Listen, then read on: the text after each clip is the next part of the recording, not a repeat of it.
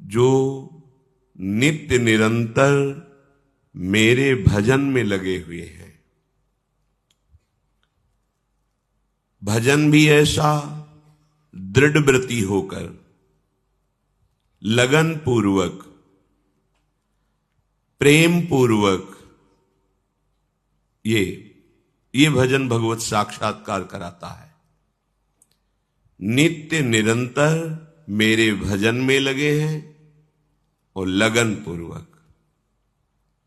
लगन लगन सब कोई कहे, लगन न जाने कोई। लगन उसी को कहते हैं जिसमें मन तन दोनों का विस्मरण होकर केवल आराध्य देव का साम्राज्य। मन भगवदाकार, बुद्धि भगवदाकार, चित्त भगवदाकार, अहम भगवदाकार, नित्य स्वरूप में स्थिति ही निरंतर भजन का स्वरूप है। इसीलिए कहा दृढ़ व्रति।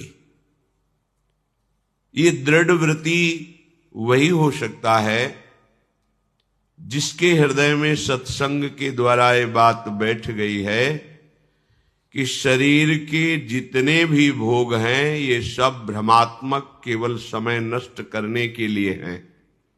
और ये परम सत्य बात है। अभी आप अज्ञान से युक्त हैं, इसलिए आपको ऐसा लगता है कि अगर अमुक अमुक भोग मिल जाएं, अमुक अमुक सुख मिल जाए संसार का, तो हम सुखी हो जाएं। लेकिन जिनको वो भोग प्राप्त है, जिनको वो सुख प्राप्त है, वो उनमें सुखी नहीं है। मान लीजिए, कई बार सत्संग में सुनाया है ये बात इसीलिए सुना रहे हैं कि आप तो अल्प भोगों के स्वामित्व को धारण करते हैं। मेरे पास इतना रुपया, इतनी जमीन, इतना। चक्रवर्ती सम्राट महाराज भर्तृहरि जब युवावस्था को प्राप्त हुए तो युवावस्था में सबके हृदय में भोगाकर्षण होता है। सबको अच्छा लगता है, सुंदर पति हो, सुंदर पत्नी हो, सुंदर महल हो, खूब भोग सामग्री हो, हमारी आज्ञा पालन करने वाले सेवक हो, आदि आदि। जितना तुम सोच सकते हो उससे बहुत अधिक महाराज भर्तृहरि जी के पास था। क्योंकि चक्रवर्ती उसे ही कहते हैं। भूमंडल में एक छत्र राज्य, जहां से सूर्य उदय होता है और जहां सूर्य अस्ताचल को जाते हैं, वहां तक उनका एक छत्र स्वामित्व। छोटे भाई विक्रमादित्य महान बलशाली, महान बुद्धिमान, कुछ कमी नहीं। यौवन अवस्था का आवेश, बार बार मन भोगों की तरफ, इंद्रियां भोगों की तरफ, क्योंकि इनका प्रमथन स्वभाव है। प्रमथन माने मथ देना, व्याकुल कर देना। जिस भोग का स्फुरण हुआ, संकल्प बना, क्रिया के लिए व्याकुल कर देना। ये प्रमथन स्वभाव वाली इंद्रियां भी हैं और प्रमथन स्वभाव वाला मन भी है। जब तक प्रभु का आश्रय नहीं है तब तक इस व्याकुलता को कोई सह नहीं सकता। इसी व्याकुलता के वश में आके थोड़ी गलती हो जाती, जीवन भर जेल भोगते हैं, पाप बन जाता है, शरीर असाध्य रोगों से ग्रसित हो जाता है, कोई पूछता भी नहीं। बस इन्हीं इंद्रियों के प्रमथन स्वभाव से दुर्गति होती है। इसको जो सह जाए वही भगवान का निज जन कहलाता है। यम ही न व्यथयन्ते ते पुरुषम पुरुषर्षभ। जो इन इंद्रियों के प्रमथन स्वभाव वाले व्याकुलता, विषय आकर्षण को सह गया, वही परम पद का अधिकारी होता है। यम ही न व्यथयन्ते ते पुरुषम पुरुषर्षभ सम दुखा सुखाधीरम स्वमृतत्वाय कल्पते। वही अमृत पद का अधिकारी अर्थात परम पद का अधिकारी अर्थात अविनाशी सच्चिदानंद प्रभु के नित्य सानिध्य को प्राप्त होता है। जो इंद्रियजन्य भोगों की व्याकुलता को सह जाए, पर वो वही सह सकता है जिसने परम सामर्थ्यशाली भगवान श्री हरि के नाम का आश्रय लिया है। भर्तृहरि जी के हृदय में स्त्री के प्रति आकर्षण पैदा हुआ। सर्व सामर्थ्यशाली थे, आदेश किया।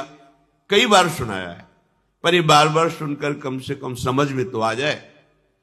विश्व की सबसे सुंदर राजकुमारी को हमारे पास पत्नी के रूप में वर्ण करने के लिए लाया जाए, कौन नहीं चाहेगा ऐसे सम्राट, ऐसे सुंदर वैभवशाली राजा को अपना पति बनाना। एक पिंगला नाम की बहुत सुंदरी युवती को वरण किया भर्तृहरि जी ने, और मन में विचारा कि आखिरकार भोगों में क्या सुख, इसके लिए मुझे एकांत चाहिए। विक्रमादित्य से कहा, आप राज्य शासन को संभालिए जब तक हम अनुभव नहीं कर लेते। महल में किसी भी तरह की राज दरबार की बात लेकर कोई ना आवे, मुझे स्वतंत्र छोड़ दिया जाए। राजाज्ञा, संपूर्ण भोगों की बाहुल्यता महल में। क्या कभी आग में धीरे धीरे घी डालने से आग शांत होती है क्या? ऐसे ही भोगों को भोगने से कभी कामाग्नि शांत थोड़ी होती है, और भड़कती है। अगर सुख हो तो विश्राम मिल जाए। एक दिन पिंगला काफी समय व्यतीत होने के बाद वो अपनी महल की पीछे खिड़की से झांक रही थी। पीछे अश्वशाला थी, वहां घोड़ों की रक्षा सेवा कराने वाला अश्वपति अपने सेवकों के द्वारा घोड़ों की देख रेख, उनकी सेवा कराता था। बहुत ही हष्ट पुष्ट जवान। पिंगला देखकर आसक्त हो गई, एकांत में मिलने लगी। जब महाराज विश्राम को होते तो एकांत में मिलने लगी।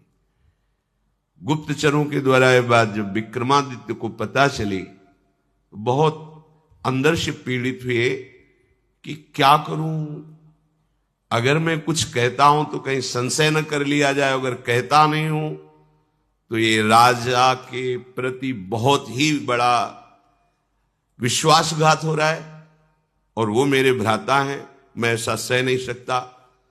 एकांत में मिलने की प्रार्थना की। बहुत प्रवीण थी पिंगला, समझ गई। महाराज ने कहा, आज मेरा भाई मेरे से मिलना चाहता है, पता नहीं क्या समस्या है। उनका मुझे पता है, जाइए पहले आप पूछ कर आइए।